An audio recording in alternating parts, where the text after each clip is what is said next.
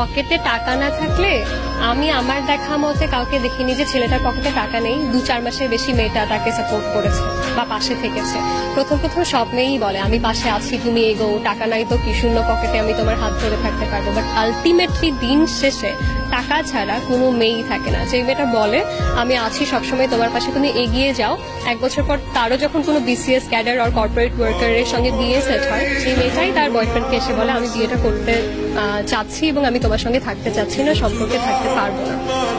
আমরা যদি আলটিমেটলি খুঁজতে যাই এখানটায় আমরা টাকাই দেখবো। তো টাকাটা এত বেশি ইম্পর্টেন্ট এখনকার যুগে।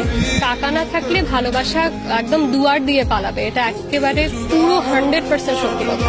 এটা ছেলেদের ক্ষেত্রেও মেয়েদের ক্ষেত্রেও। ছেলেরা স্পেশালি এই জিনিসটা বেশি ফেস করে, কারণ ছেলেরা ক্যারিয়ারে বহু কষ্ট করে ওঠে। আর এই ওঠার টাইমটাতে তারা খুব কম সংখ্যক নারীকেই পায় তাদের পাশে। যাদেরকে পায় এদের মাঝে জাস্ট 1 or 2% তাদের পাশে থাকে একদম লাস্ট অব্দি। এছাড়া আমরা সবাইকে বিলুপ্ত হয়ে যেতে দেখি। টাকার কাছে অনেকাংশেই মেয়েরা হেরে যায়। আমি এই জিনিসটা দেখেছি। আমি আমার লাইফে অনেক প্রমাণ পেয়েছি যে টাকার কাছে ভালোবাসা হেরে গিয়েছে। টাকার কাছে অবশ্যই ভালোবাসা হেরে যায়।